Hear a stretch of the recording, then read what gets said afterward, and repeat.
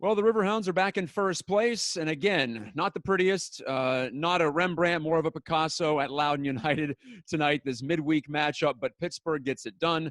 2-0. They now improve to 5-3 as they reach the midway point of this shortened COVID season in the USL Championship. I'm Matt Gajtka. This is Pittsburgh Postgame, and joined for the first time this year by my good friend and frequent Pittsburgh soccer commentator and journalist, Matt Grubba. We're going to talk about the 90 minutes we just witnessed and where the Hounds can go from here in the middle of this three-match week, as now they'll return home to take on a pretty tough opponent in St. Louis FC at Highmark Stadium on short rest. Matt, just like this past Saturday against Indy 11, the Hounds played the entire second half, more or less, actually more than the second half tonight, with an extra man, up 11 men to 10. And just like at Indy, a disappointing second half in that regard. Pittsburgh finishes with just 6 shots, tying a season low, despite playing an MLS2 team that looked pretty porous defensively in the opening 11 minutes when Pittsburgh scored twice. But nothing after that. I'm left underwhelmed, even though now the Hounds are 3-2 on the road this season, and they're back tied for first place in Group F. What are your initial thoughts? It's one of those things. Whenever a guy gets sent off in a game, you always wonder if you're the team that goes down a man. Sometimes, playing down a man, at least for the first 10, 15 minutes afterward, you get a little burst of life. And I think when it happened for Loudoun, early in that second half, they looked like the team at times that was up a man. I mean, they were buzzing all around the place, and eventually they wore down. And the Hounds did what they need to control play in that second half. But, on the other side, when there's a guy sent off and you're the team with a man advantage, there's that tendency to just relax a little. And I think the Hounds possessed the ball well. I didn't see the final stats, but I think they were over 60% by the end of it. They did what they needed to win, but it certainly wasn't a dominating performance. And certainly with 2 goals in the first 11 minutes, you were expecting more. Goals from Steven Dos Santos, his 5th of the year, all against MLS2 teams. His first against a non-Philly Union 2 team, I guess we'll put it that way. Pittsburgh now 13-0 all the time when Grubba puts one in the back of the net. Also, Lucas Fernandez scores a little flick off the service in from Robbie Mertz from short range. Like we said, 11 minutes into this one, it's looking like it could be just like one of those Philly Union games, maybe that 6-0 final that we saw several weeks ago out in Philadelphia. Didn't really pan out, and I would say that actually Loudoun United impressed me. A couple of their forwards, a couple of their attacking players, Endor and Amustafa, Matt, they were giving the Hounds some fits with their speed and athleticism. No finish there, and Loudoun ends up with 10 total shots, just putting 3 of them on target. So Denny Vidiello, the first-year Hound, second-year pro, gets his first victory and clean sheet. He made one really fine save on a chip attempt from Endor at about the half-hour mark. That goes in. It's a pretty different match. But for me, the story was more about Loudoun being wasteful when they had some chances to put some shots on frame. Yeah, and just going back to that save you talked about, I mean, strange decision by the forward with the speed he had. I thought he was just going to be able to dribble around past everybody, and he opted to take the shot, tried to chip it, and great reflex save there. Good positioning by Vidiello. I mean, he earned it in that one moment. I mean, in a game like that, when you're the goalkeeper, you might not be tested that often, but he was ready for it when he was. And late in that second half, too, it starts in the set pieces, the free kick. So I thought it was a good performance in net by him. But, yeah, you mentioned, finishing on both sides was poor. I mean, Loudoun left so many chances there. The Hounds, they didn't create the chances that we're used to them seeing. I think you mentioned season low 6 shots, and it was not like they weren't getting in positive positions, but it just seemed like no creativity in the final third. You didn't see the quick give and goes in tight, that we've seen so often with, Mertz playing off Dos Santos or whoever the target man up front is. We didn't see that today, and I'm not sure if it's, maybe a little fatigue because the schedule's starting to back up, coming off weekend game, and then they have to get ready to turn right back around for St. Louis. But, it just seemed like they were missing something. But being the more experienced team, the veteran team, I just think, they did what they needed to do as professionals, and so you have to give them credit for that. But that kind of performance isn't going to beat, an Indy, maybe not a St. Louis. We'll see how that goes this weekend.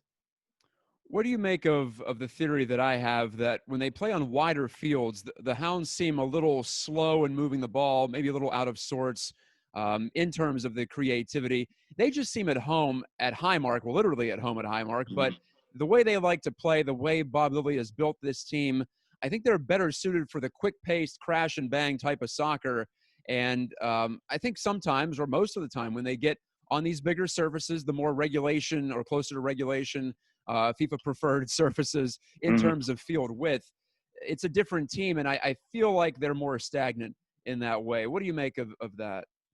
I think there is something to that, and you mentioned your regulation. Highmark is like right at it certainly is regulation. But it's right near the bare minimum in terms of length and width for a FIFA standard field. And I do see that, but just again, the way the Hounds like to play, they're compact at the back, especially when they go on the road, when they're playing 5 at the back. Those 3 center backs need to stay tight, and the way they want to go forward is not like we saw Loudoun with, balls over the top and taking advantage of the speed on the wings. The Hounds want to just move it. When you've got guys like Canardo Forbes that can hit those little 10 to 20-yard passes that are just perfectly weighted behind guys, hit the gaps, hit the seams.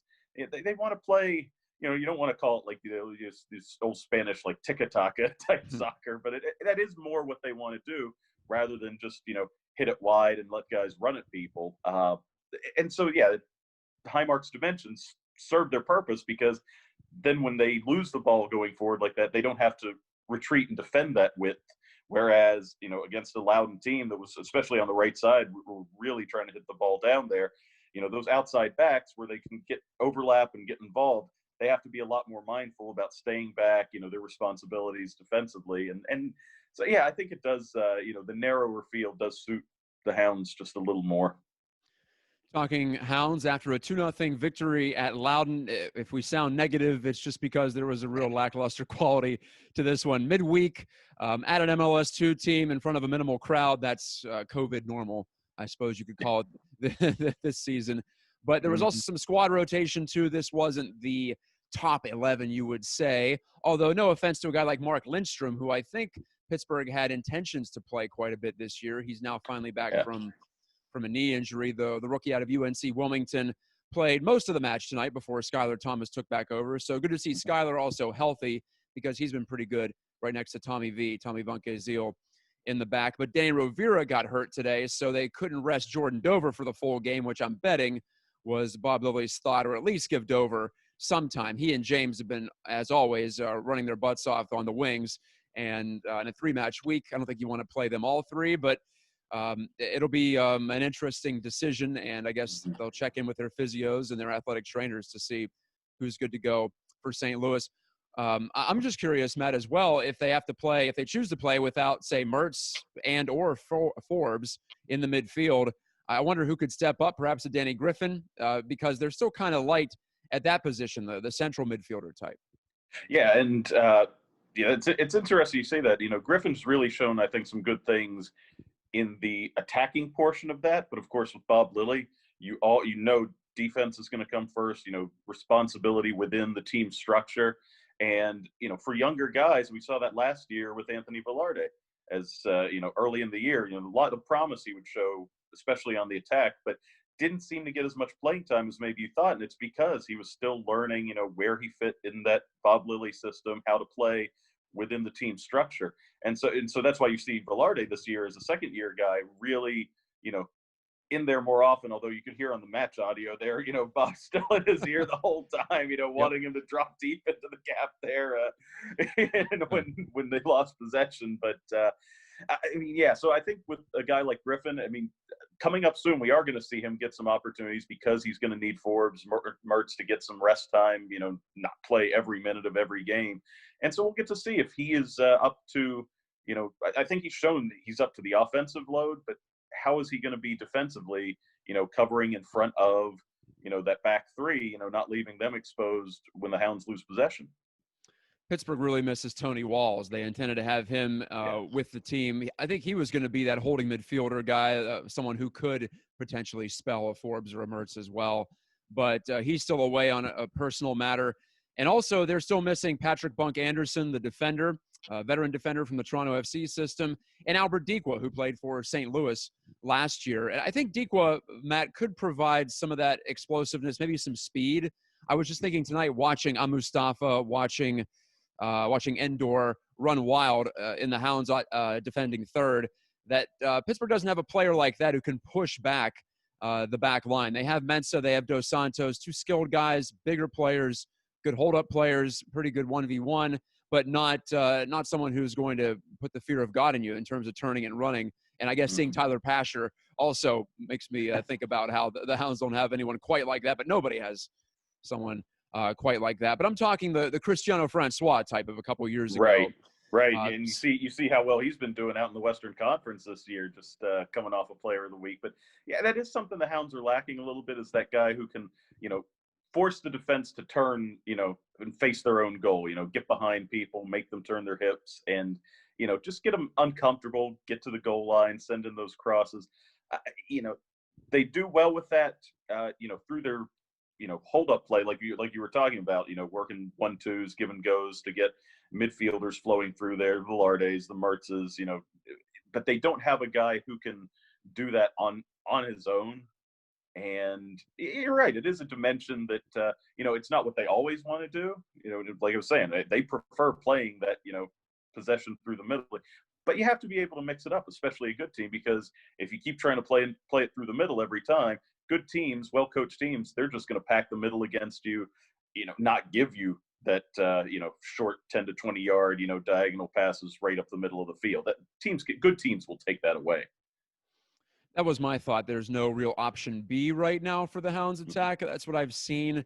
And admittedly, games are different when it's 11v10 because a team can sit back, especially Indy. They look more comfortable down a man than they did at level terms in that match this past Saturday. I don't know what to make of that, besides they're just a really structured team and a veteran team that knows what to do. So what do you make of the first half of the season, Matt, just in general? Because we have a 5-3 record here, a team tied at the top, although Hartford has 2 matches in hand now after their match was postponed tonight due to COVID tests coming up positive for Philly Union 2. So they'll look to make that up. And they and the Hounds still have 3 matches left this season, so it may just come down to those head-to-heads. But Pittsburgh still has only beaten one senior team, quote-unquote, in Louisville. And Louisville was pretty wretched on opening day, I'll say that. They gave the Hounds 3 of those goals. Pittsburgh took the chances, no doubt, but they haven't really shown a commanding effort against a team that's not an MLS 2 team so far. A chance to do it perhaps here on tired legs against St. Louis, but that's the gap in the resume for me. If you were looking at this is like a college football type season, you'd say, okay, strength of schedule or strength of wins isn't in the Hounds' favor through 8 games. Right, and fortunately for them, that isn't what matters. It's going to be the way those divisions got broken up, the groups in the standings. You hate to say it, but it looks like they're going to waltz into the playoffs, even if it's the second place team. There's not the class with the Red Bulls 2 this year that we've seen in some past years. Usually they've been the toughest of any of the MLS 2 teams in USL. You don't see it from them this year. Loudoun's still second-year club, getting their footing, and Philadelphia Union, we see what they're doing. They're playing 16, 17-year-olds, which is great for development, but not good for results on the field. So, I agree with you. So it's almost why I think, you might see a full-strength lineup, even though guys, could use some rest against St. Louis, because I would suspect Bob wants to see, what are his guys going to do against another team that are, 26, 27-year-olds out there, not 21, 22-year-olds with them, because those are the type of teams that they're going to be playing when they get to the playoffs. It's going to be Indy, maybe Louisville, Tampa Bay. Those are the teams they need to be ready to compete with. And, they certainly have the capability. Remember this time last season, well, I shouldn't say this time, but at the midpoint last season, they really hadn't hit their stride yet. So I do expect to see the Hounds improve as the season goes on. But with a shorter season, they don't have too much time to do it. Well, I am curious about Dikwa in particular, also Bunk Anderson. That'll help the Hounds' depth. Maybe that can even bump Thomas Vankaizil into the midfield a little bit too, because I do like him further up the pitch. I know he's a very capable center back, but to me, part of that potential is wasted at his position right now when he's just basically available for attack on set pieces.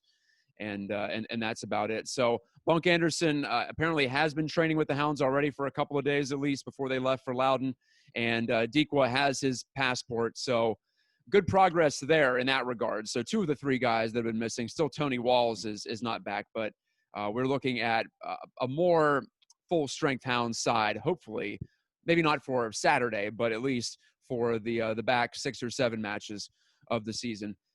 Matt, is there any pleasant surprise that you have, or any other observation, negative surprise that you've seen from Pittsburgh? It's such a weird season, as you touched on it, and it's hard to make heads or tails of it. It's a very much compact group setting. You're seeing a lot of the same teams over and over again, so difficult to judge compared to past years. But what have you liked and what have you not liked in not so many words here so far? Well, I have enjoyed, except for the second half today, I thought he sort of vanished a little bit, but the development of Robbie Mertz as a second-year pro, I think he's gone from, his first year, a lot of times he was coming off the bench early on, would be just sort of a spark kind of thing, and eventually earned his regular role there. I mean, he has shown now that he is an everyday 90-minute type player for this team, and, I'll be honest, especially given this size, you question that when he first arrives at the pro level. But he's shown he can handle that, and he and Forbes. I mean, Kennard is a known quantity for many years now, but I really like the two of them in the middle, and then of course Dos Santos finishing goals. I know some of the fans would give him a little bit of a hard time last year because it seemed like the goals were just a little spaced out. Didn't have. I think he's 5 goals in eight matches.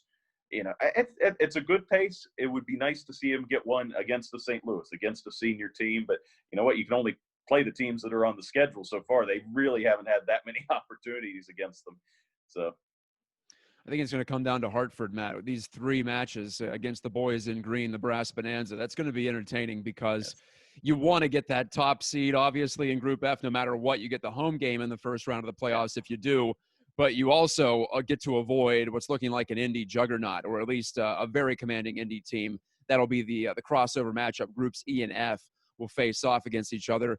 Despite Louisville struggling, I think they're still a formidable opponent, and St. Louis FC has been pretty strong as well. So it's not going to be any kind of an easy matchup in the first round, but I would rather not go into Lucas Oil. That's all I'd say about that. Yeah, no, I agree with you totally there. I mean, I didn't see a final score as we're talking, but I know Louisville jumped out playing KC tonight. They were up 2-0, I saw, with the later kickoff time than what the Hounds had. So, I mean, that's a team that's going to hit their stride too. You cannot count them out because they're the established franchise. They're always there in the end. And so, much like the Hounds, I think with their veteran group, want to, hit their stride in the second half.